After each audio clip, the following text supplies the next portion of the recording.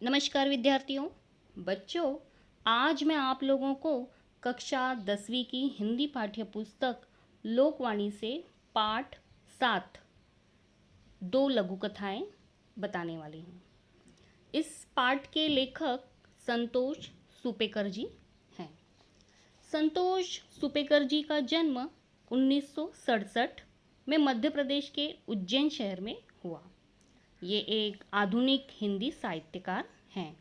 इन्होंने पत्रकारिता एवं जनसंचार क्षेत्र में उल्लेखनीय कार्य किया है। पत्र, कविता, लघु कथा, कहानी, समीक्षा, व्यंग्य लेख आदि साहित्य की विधाओं में इन्होंने लेखन कार्य किया है। इनके द्वारा लिखे गए लेख विविध पत्र पत्रिकाओं में प्रकाशित होते रहते हैं। बच्चों, इनकी कुछ प्रमुख कृतियां हैं वो इस तरह से: साथ चलते हुए, हाशिए का आदमी, बंद आँखों का समाज, हंसी की चीखें लघु कथा संग्रह है, चेहरों के आर पार, यथार्थ के यक्ष प्रश्न, काव्य संग्रह आदि। बच्चों, ये दो लघु कथाएं, इसमें दो कथाएं हैं। लघु कथा कहानी से लघु होती है, लघु यानी छोटी। भले ही वो आकार से छोटी होती है या लघु होती है, पर वो गागर में सागर भरने का काम करती है।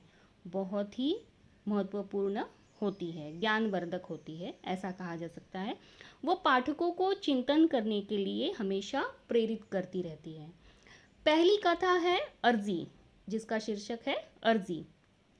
इस लघु कथा में बेटे का अपने माता पिता के प्रति अपनापन, माता पिता का अपने बच्चे के प्रति स्नेह तथा उनका अपनी जन्मभूमि के प्रति जुड़ाव को अभिव्यक्त किया गया है।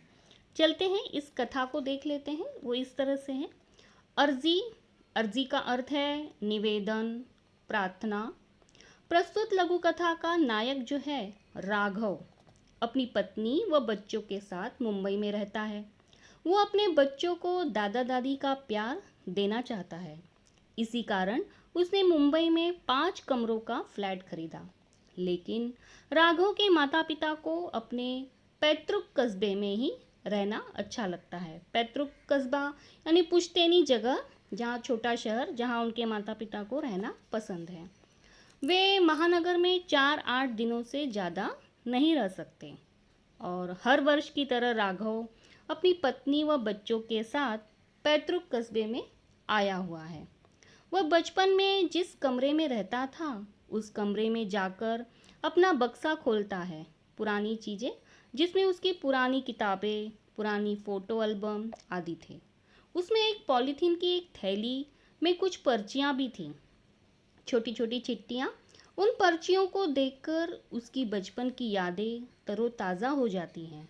बचपन में उसे जो भी कुछ चाहिए होता था, उसे वह पर्ची में लिखकर अपने पिता की जेब में डाल देता था। उन पर्चियों को पढ़ते समय उसकी आंखों से आंसू आने लगते हैं। उसके बाबूजी भी उसकी मांगों को पूरा करते थे। अब राघव बड़ा हो गया है। अब वह चाहता है कि उसके माता पिता साल में कम से कम 2-3 महीने तक उसके पास मुंबई में आकर रहें। वह झटपट कागज की एक पर्ची पर अपनी चाह को लिखकर अपने अम्मा बापू को मुंबई में साथ रहने के लिए कहता है। उस पर्ची को अपने बाबूजी के कुर्ते की जेब में डाल देता है। उसे आशा है कि इस बार भी उसके बाबूजी उसे निराश नहीं करेंगे और वे उसकी अर्जी ज़रूर मान लेंगे। तो बच्चों, ये थी अर्जी वाली छोटी सी कथा। बच्चों, दूसरी कथा है इन्वेस्टमेंट।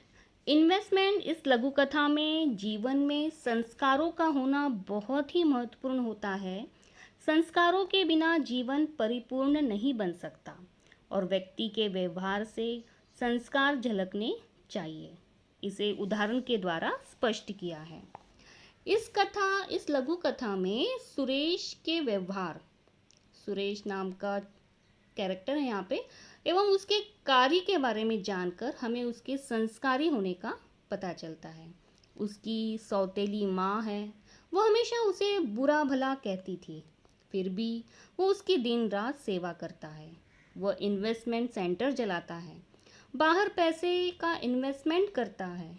उसका कार्य है ठीक उसी प्रकार वो अपने घर में भी संस्कारों का इन्वेस्टमेंट करता है। उसने बचपन से सीखा है कि बुजुर्गों की सेवा करनी चाहिए।